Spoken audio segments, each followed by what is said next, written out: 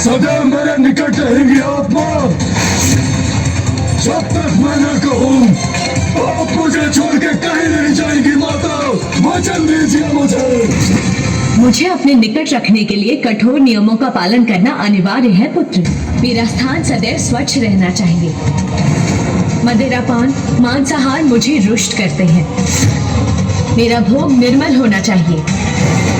मेरे समक्ष सदैव एक अखंड ज्योति प्रज्वलित रहनी चाहिए।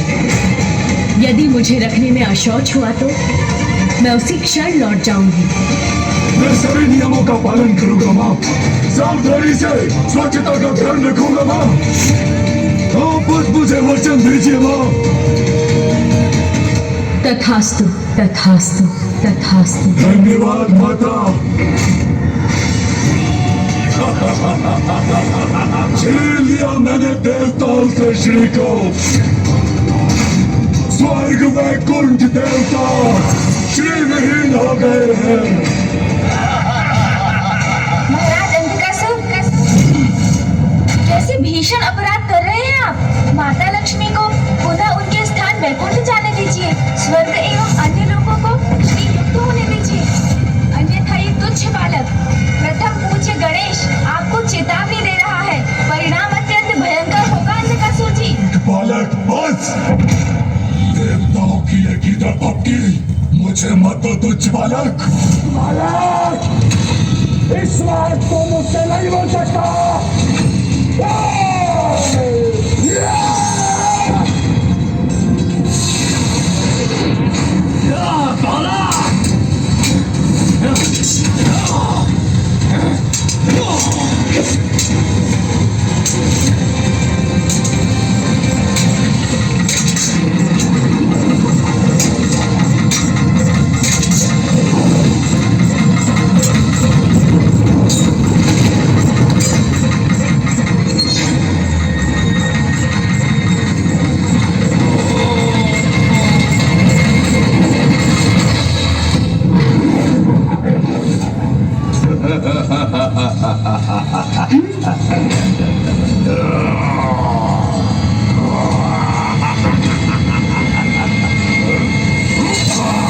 मामा जी, देवताओं की शक्ति क्षीण होने के पीछे क्या कारण है।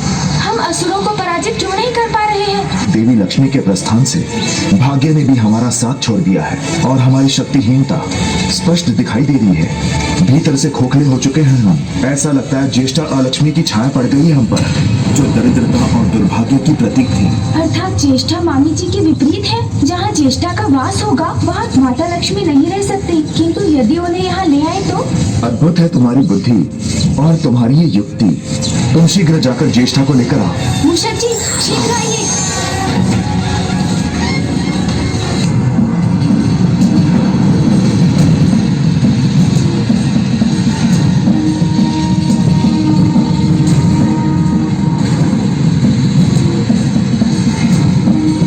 कौन हो तुम? आप माता लक्ष्मी की बहन है ना? सत्य है। मैंने कहा था ना मूषक जी, ज्येष्ठा देवी कहीं अधिक सुंदर है। नहीं प्रभु, माता लक्ष्मी की तुलना में इनकी सुंदरता कुछ नहीं। इस मूषक को कहा सुंदरता की परख।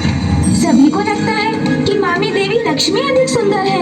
इसका तो एक ही उपाय है, मामी देवी लक्ष्मी और आप एक दूसरे के समक्ष आए तो ये सत्य स्पष्ट हो जाएगा। उचित है, किंतु है कहाँ वो?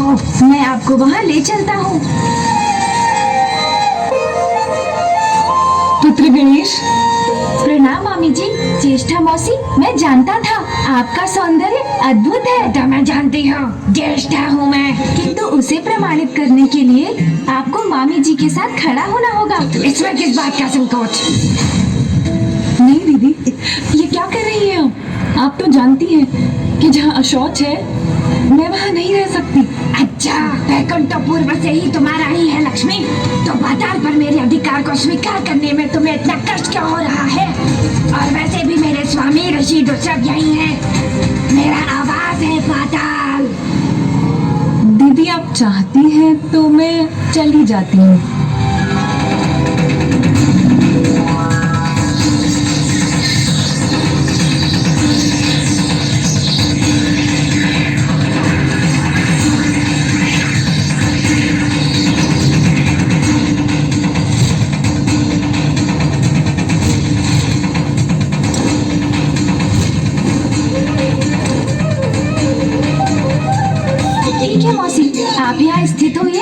मैं चलता हूँ। प्रणाम। भागने की चेष्टा मत करना अंधकसूर, अब तुम्हारा अंत निकट है।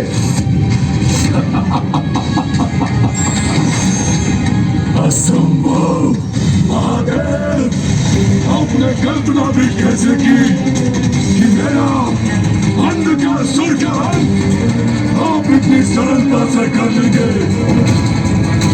अंधकासुर,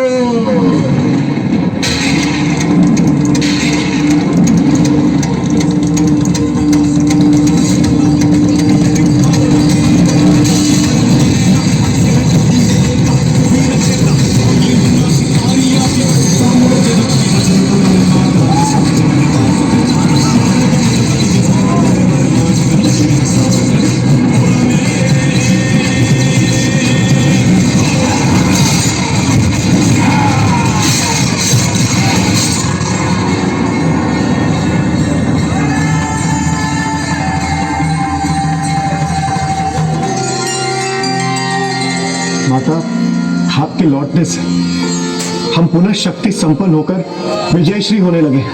आप सभी देवताओं की विजय का श्रेय मुझे नहीं, गणेश को जाना चाहिए। मैं गणेश को वरदान देती हूँ कि आज से मेरी पूजा के साथ उसकी पूजा करना भी अनिवार्य होगा। मैं गणेश को वरदान देती हूँ कि आज से मेरी पूजा के साथ उसकी पूजा करना भी अनिवार्य होगा। तभी मेरी पूजा पूर्ण हो सकेगी और मेरे भक्तों को मेरी कृपा प्राप्त होगी। आपकी इस कृपा के लिए आपको कोटि कोटि धन्यवाद मामी जी।